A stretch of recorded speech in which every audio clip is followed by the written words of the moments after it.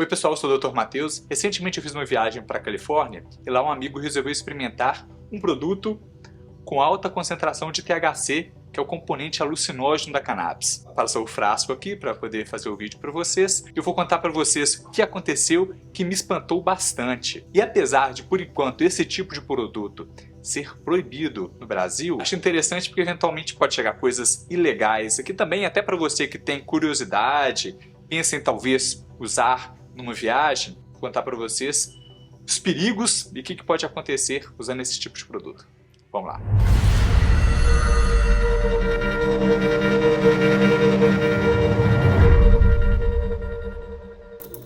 Cannabis, canabidiol e THC. Então, pessoal, é o seguinte. Cannabis é a planta maconha, né? E ela tem dois componentes psicoativos principais. Um é o canabidiol, que é o responsável por principalmente os efeitos de relaxamento e até melhora a ansiedade. Tem alguns estudos mostrando que pode ser usado algo nesse sentido também. E tem também o THC, que é o responsável pelos efeitos alucinógenos, que fazem as pessoas perceberem as coisas, as cores de maneira diferente, às vezes uma alteração da percepção do tempo, se desconectar.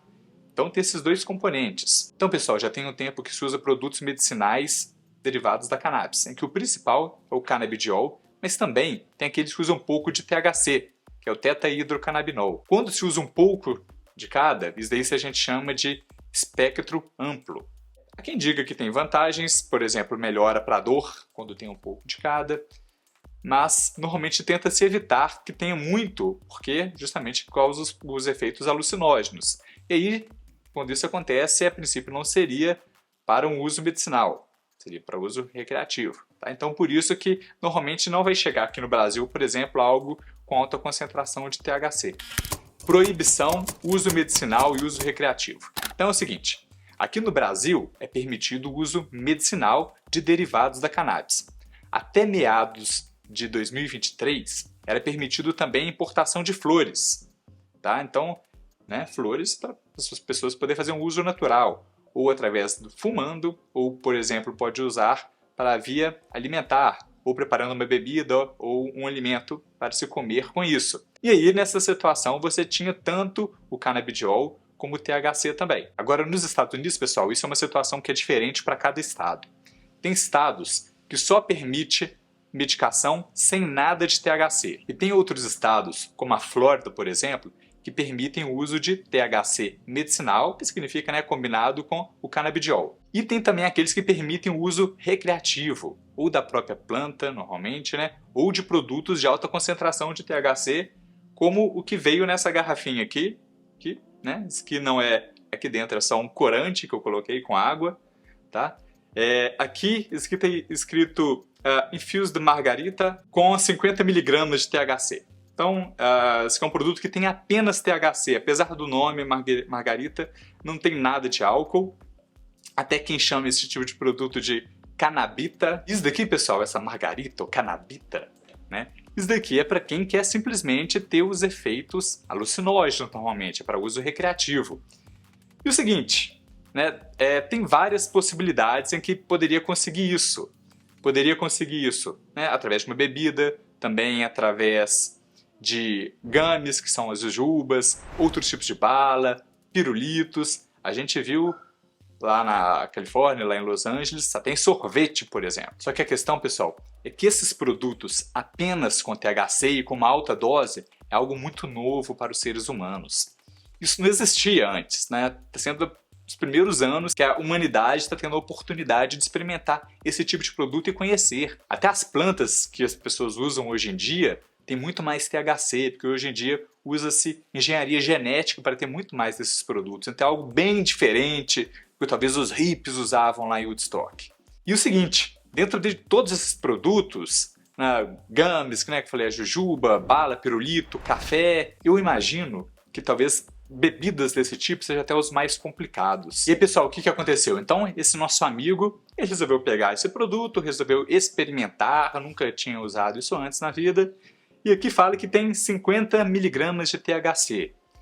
Aqui não fala instrução nenhuma de como usar, fala que deveria só procurar um médico antes de consumir. Esse amigo resolveu tomar um pouco. Eu falei, poxa, isso daqui não é algo legal. Você tá fora de casa, né, vai ter que fazer coisas depois hoje, vai que você fica muito mal. Resolveu pegar do mesmo jeito, experimentou, tomou um pouco e aí depois de um tempo não sentiu nada, né? Passou 1, 2 horas, estava ok, não sentiu nada, nenhum efeito, que isso pode acontecer mesmo, é mais devagar quando se toma do que quando se fuma, por exemplo, a gente sabe disso. Aí foi tomando, enfim, tomou uma garrafinha inteira dessa. Depois eu resolvi pesquisar e fala-se que para quem não está acostumado, o ideal seria tomar apenas 10 miligramas, ou seja, 1/5 da garrafa, uns 2 dedinhos. Mas enfim, tomou tudo. E o que aconteceu? Inicialmente a pessoa ficou muito eufórica, muito alegre, só que aí rapidamente já foi tendo outros efeitos. Começou a ficar muito medo, muito apavorado, agarrou a gente pelo braço, disse que não queria soltar porque estava com medo, que se não tivesse ninguém perto não conseguiria nem andar sozinho, nem dar rumo para a vida, e que com isso talvez até dormiria na rua porque não conseguiria voltar para casa. Muito ruim, né? Nunca vi o estado. E diferente de álcool, que normalmente a pessoa fica um pouco mais sonolenta, que não. É um produto que nem tem canabidiol, né? Então tava bem elétrico. Tava elétrico, falando sem parar, mas num discurso de muito medo, muito dependência da gente, enfim, muito ruim, né? Depois disso a pessoa falou, poxa, eu acho que até passar o efeito, questão de umas 6 horas, eu perdi totalmente minha vida. O que era para ser um passeio bacana, né, entre amigos, a pessoa não aproveitou nada. Simplesmente ficou totalmente dependente, com muito medo, sentindo-se mal. Falou, ó, disso daqui eu tô fora, não quero mais saber disso, nem de nada de cannabis. Então, a pessoa tomou uma atitude de medo mesmo, né, eu entendo. E eu também não conhecia ninguém que tinha usado algo do tipo antes, me chamou a atenção. Então não foi legal, eu acho que foi algo bem ruim. Conversando com outras pessoas, depois eu conversei com uma motorista de Uber lá, ela falou que desde a legalização ela também não achou que algo foi bom para a cidade, que tem mais acidentes de carro. Na visão dela isso daí também não foi legal.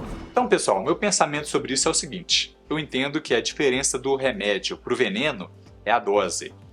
Então, venenos também, eventualmente, podem ser usados como remédio. É o caso de veneno de cobra, aranha, escorpião. Até para dar um exemplo, um dos mais importantes antipertensivos, o captopril, foi desenvolvido a partir de substâncias do veneno da jararaca, cobra brasileira, olha só, que tinha efeitos semelhantes. A partir disso foi desenvolvido esse antipertensivo, que hoje em dia deu lugar para enalapril, ramipril. Tá? Possivelmente muita gente que vocês conhecem que usa remédio para pressão alta, talvez use algum desses. E isso aí veio o veneno da jararaca. Então eu acho que até pode ter uso medicinal disso, sabe? Em baixa concentração, com certeza, mas dessa maneira eu acho que não foi legal. Vou conversar um pouco mais agora sobre os efeitos. E se está gostando do vídeo, aproveita e deixa um like que isso nos ajuda muito. E aqui embaixo, no comentário fixado, estou colocando para vocês uma playlist de outros vídeos meus sobre canabidiol e outros produtos da cannabis. Como age o THC? Então, pessoal, são efeitos imediatos do THC. Inicialmente, a euforia, né, a alegria. Isso acontece porque o THC atua no sistema endocannabinoide, que nós então temos receptores próprios para as substâncias da cannabis, para o canabidiol e para o THC. Isso libera a estimulação, a liberação de dopamina, que dá a sensação de euforia, deixa a pessoa bem feliz. Também acontece a alteração da percepção, e nisso pode haver mudanças da percepção sensorial, com uma intensificação de cores, aumento da sensibilidade auditiva e algumas distorções visuais. Nessa última vez que a gente foi então para Los Angeles, é tanta gente usando isso para todo lado que eu até fico na dúvida se o pôr do sol realmente que eu vi, talvez eu já estava com algum efeito passivo da fumaça também, tá? Que é muito, é o tempo todo. Então, a saber, né, assim como no caso do tabaco existe o fumo passivo, aqui também, tá? Então, para quem quer evitar, não é bom ficar perto de quem está usando demais. Relaxamento muscular. Então, pessoal, o THC tem propriedades relaxantes que podem aliviar a tensão muscular e promover uma sensação de relaxamento. Também pode promover um aumento do apetite. Aqui é a famosa larica, né? Estimula o apetite, levando ao aumento na ingestão de alimentos. Também pode causar uma taquicardia, o coração disparar, né? O aumento da frequência cardíaca. E tem os efeitos de longo prazo do THC. Por exemplo, pode causar um comprometimento cognitivo.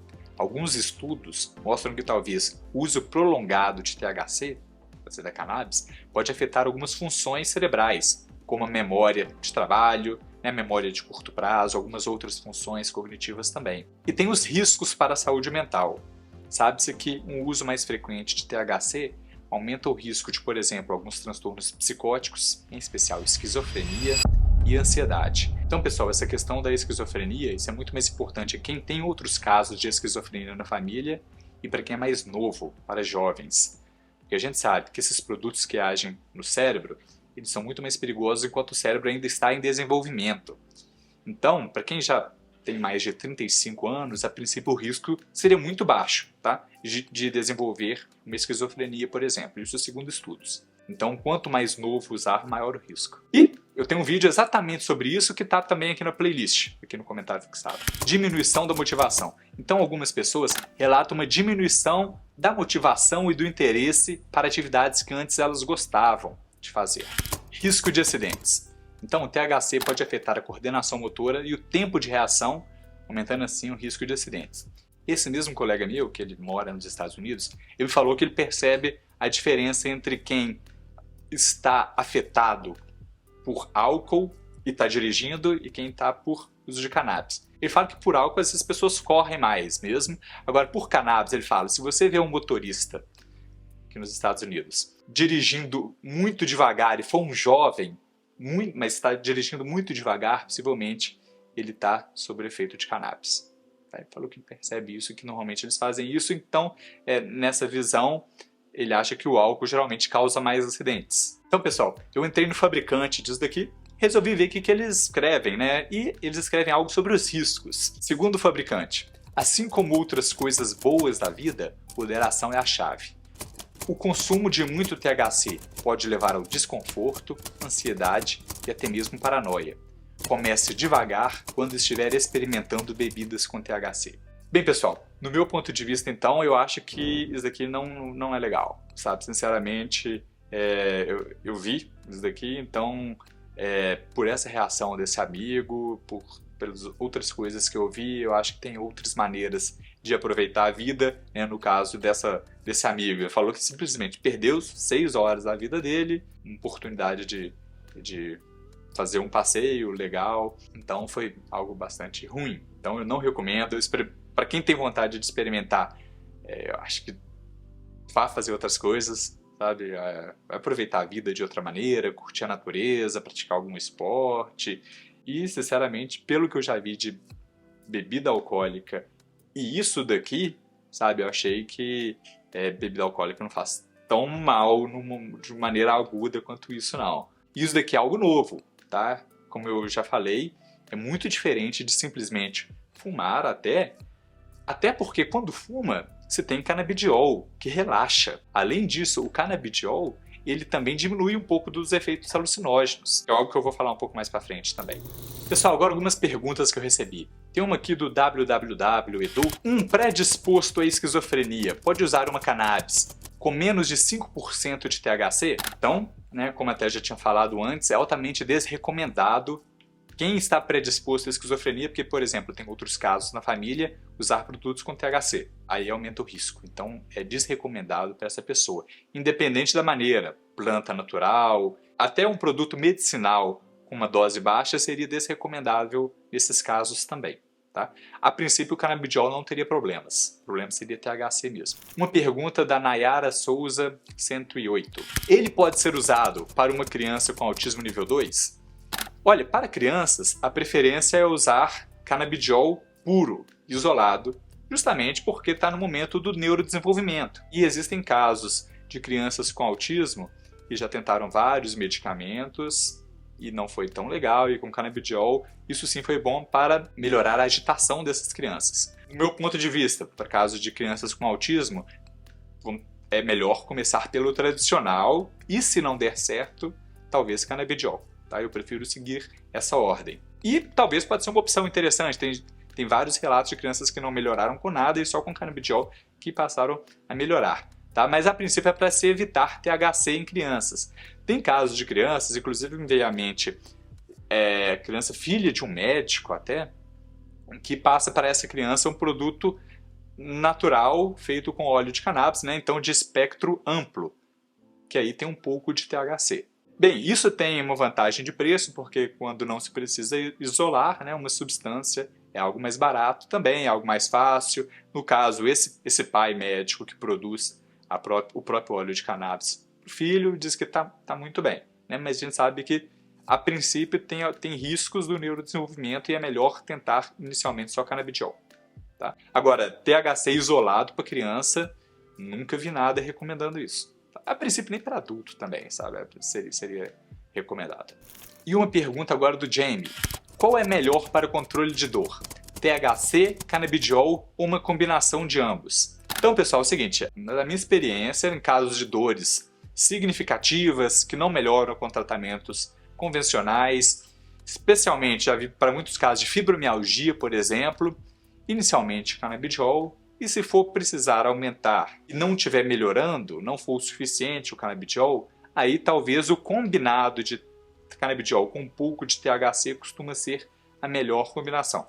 Tá? E é isso que outros estudos, outros relatos de colegas que fazem tratamentos com produtos derivados da cannabis mostram também. Então, o ideal é isso. Agora, pessoal, uma coisa interessante é que o canabidiol tende a suprimir as alucinações do THC.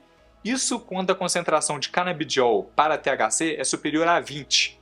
Tá? Então a maioria dos produtos medicinais com um pouco de THC costuma ser isso. Costuma ser uma relação de canabidiol para THC igual ou maior a 20 para 1. Né? Muito mais canabidiol do que THC. Se a quantidade de THC for superior a isso, aí podem acontecer alucinações. Evita-se isso no uso medicinal.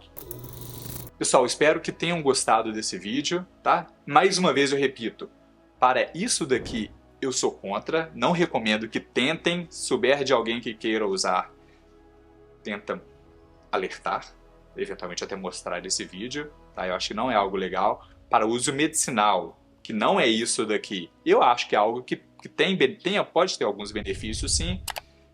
Tem gente que não melhora do jeito tradicional e eventualmente pode ser uma opção uso medicinal que não é isso. Beleza? E se tem outras dúvidas, deixa aqui no comentário. Valeu, pessoal, e até o próximo vídeo.